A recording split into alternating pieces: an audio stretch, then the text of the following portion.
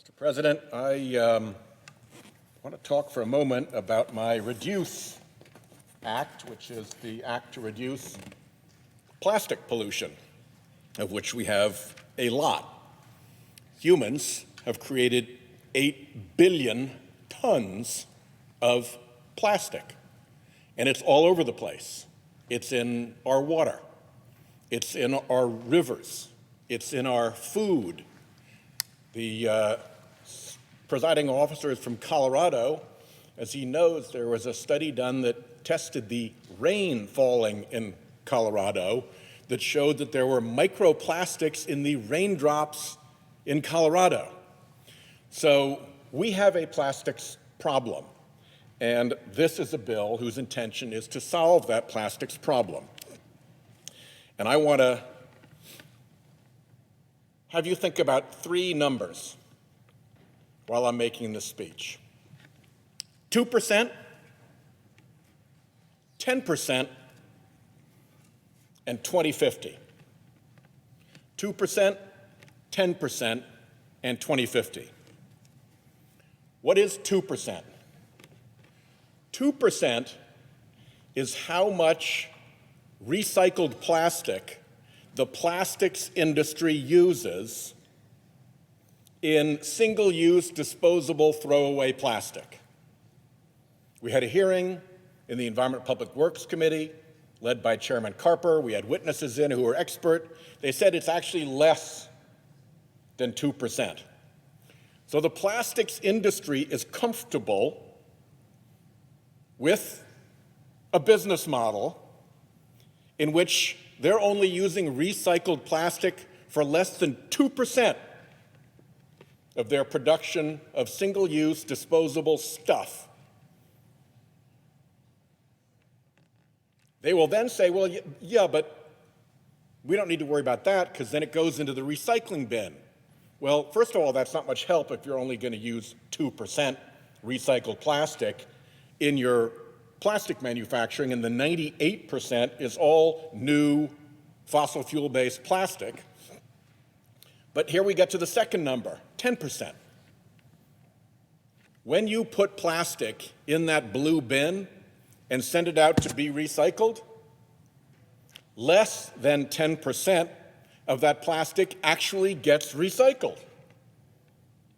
Some people have said 6%, some people have said 8%, some people have said 9%, but pretty much everybody agrees that less than 10% of what you put in the recycling bin to recycle ever gets recycled. And the plastics industry is cool with that, too.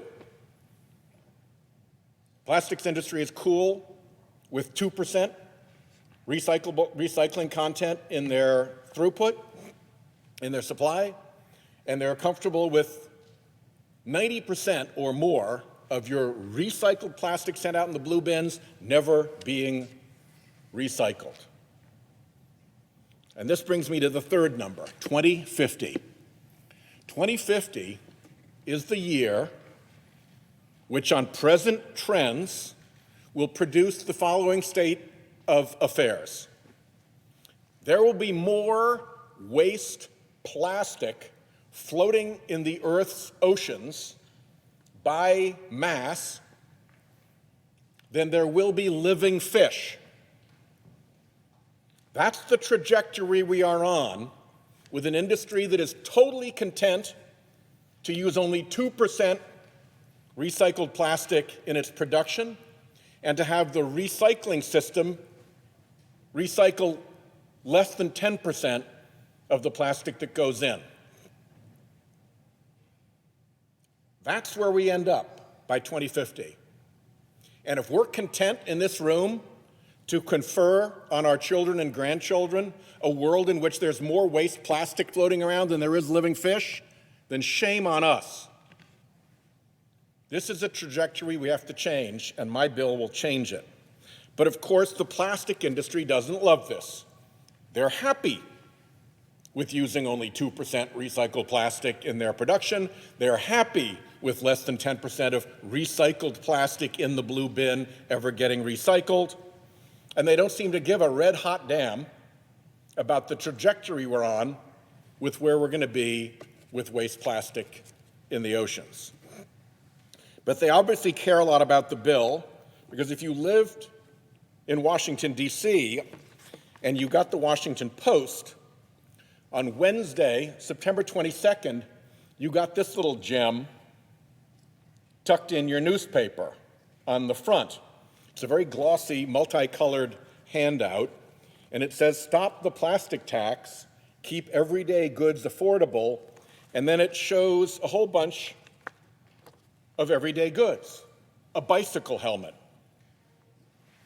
reusable plastic containers that you use in your refrigerator to put stuff away when you are putting it back in the fridge, sneakers, a plastic child's toy, and a baby diaper. Not one of those things is covered by our plastics tax. Not one of them. Not personal hygiene products like a diaper, and not multi-use products like a child's toy or a sneaker or a bicycle helmet or the plastic containers that you store stuff in your refrigerator inside. If you flip it over, they go at it even further. There's a child's baby seat. There is solar paneling. There's a toothbrush. There's a cell phone. And there's a little package of tomatoes in saran wrap in one of those styrofoam containers.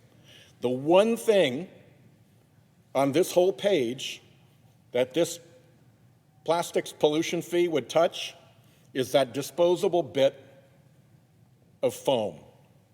And if you'd rather have that in the ocean instead of being recycled, fine, vote against this bill. But if you'd like to see that kind of junk get properly disposed of,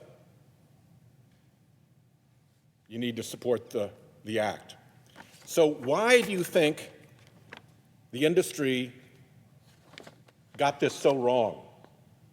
Bicycle helmets, children's toys, car seats, toothbrushes. Do you think they actually didn't know what was in the bill? Or is it possible that they're just lying about the bill? And what conclusion do you draw when an industry is lying about a piece of legislation? The conclusion that I draw is that they know they would lose if they argued on the truth. And so they lie. And they spent a lot of money on this. This is, glossy. This is multicolor.